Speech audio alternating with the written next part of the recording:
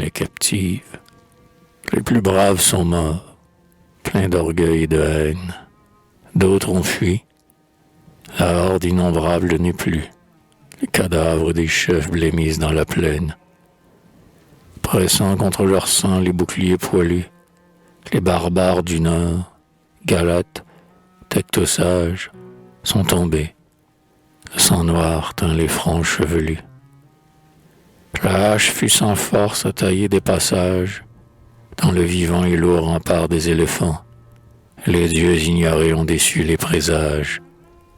Et voici qu'au milieu de ces chars triomphants, le prince asiatique, à Talos de Pergame, pousse un troupeau rétif de vierges et d'enfants. Les épouses au cœur viril, dont la grande âme excitait les guerriers dans les anciens combats, les bras liés au dos, suivent le nuque infâme. Sombre, l'œil fixe et dur, foulant de nobles pas, les bords du Caïcos aux transparentes ondes, elles vont fièrement et se parlant tout bas.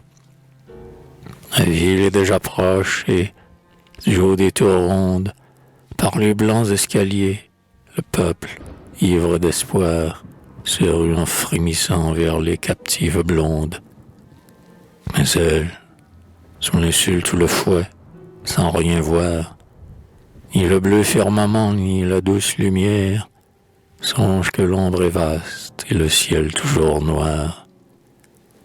Ayant nourri l'angoisse atroce et coutumière, et du rêve funèbre éternisant l'effroi, elles ouvrent leur âme à ta splendeur première.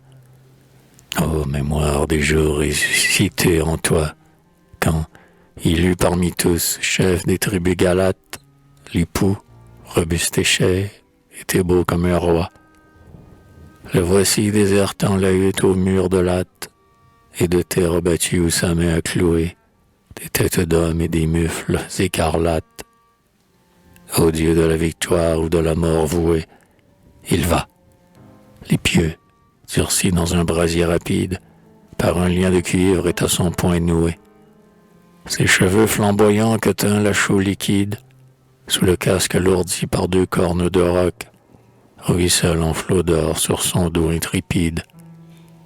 Et le héros armé, sans peur, du haut des rocs, bondissait librement sur les races esclaves, avilissant le fer en forgeant des socs.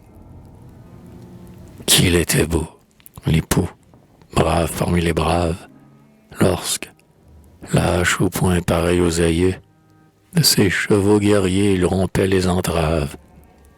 Et lorsque, dominant les combats furieux, haut et droit comme un chêne au milieu des broussailles, il craignait seulement l'effondrement des cieux.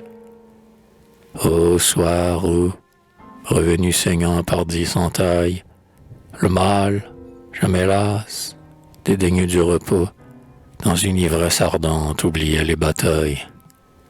Et repoussant du pied l'air vide des pots, où ne fermentait plus l'hydromel et la bière, s'étendait haletant sur la couche de peau.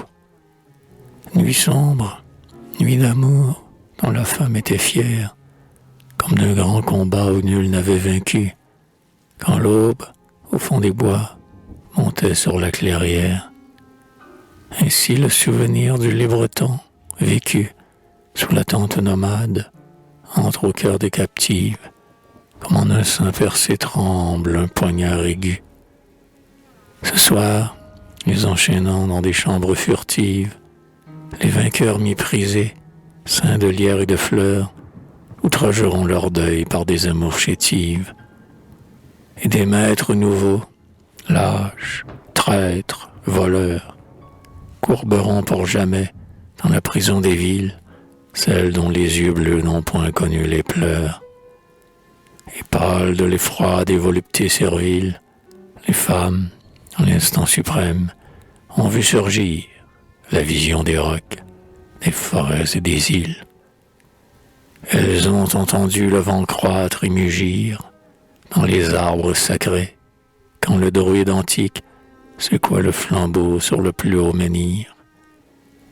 Sous la lune d'argent, l'enceinte granitique semble un champ neigeux où des géants dressés prolongeait en silence un conseil fantastique.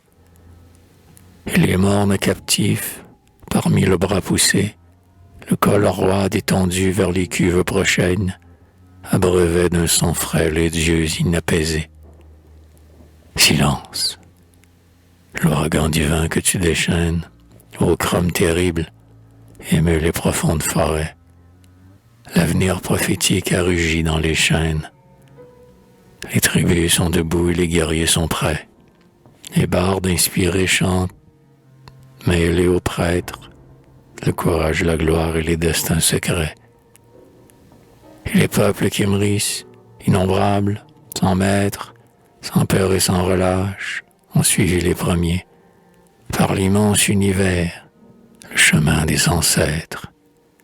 Comme l'aigle dont l'aile ombrageait leur cimier, ils ont volé, semant leur fortune et leur race, des régions du chêne au pays des palmiers, des bords chimériens aux monts rocheux de Thrace, des mers du noir Ponant aux rives du soleil. La terre fut promise à leur fureur vorace, préparant aussitôt un funèbre réveil. Dans un linceul subi de pourpre et d'incendie, ils éclairaient leur route à son reflet vermeil. Et vers d'autres butins, prompte et comme enhardis, la horde ne laissait pour les derniers venus qu'un désert éternel de cendres refroidies. Pleurez, pleurez les jours que vous avez connus, femmes, les plaques d'or et les parures neuves n'orneront plus l'orgueil de vos larges seins nus. Tranchez vos blonds cheveux, comme il s'y a des veuves, épouses des héros qu'un fils n'a point vengés. L'ombre errante des morts clame dans les épreuves. Tels, armant leur cœur, du souvenir rongé, sans larmes, le front haut, les galates entre elles, évoquaient vos esprits, ô guerriers égorgés. Un suprême dédain assombrit leurs prunelles, et nul n'insultera d'un geste ou d'un regard leur fierté prisonnière au lit des vainqueurs frêles. Le long du Caïcos elles vont, à l'écart, l'eunuque, embarrassé dans sa robe de soie, d'un œil trouble et pesant suit le troupeau hagard. Mais soudain s'élançant avec un cri de joie, les captifs ensemble ont franchi d'un seul bond le bord du Caïcos qui s'entr'ouvre et tournoie. Le cours inviolé du fleuve vagabond roule leur corps unis vers la mer sans souillure, et leur beauté repose en un tombeau profond. Le flot baisera seul les vierges chevelures, et seul de longs varechs enchaînera les mains des compagnes des forts, mortes, libres et pures. Car, méprisant la vie et les effrois humains, elles ont au serment fait l'holocauste unique et livré leur dépouille à la foi des hyènes. Et la gloire est fidèle au trépas héroïque.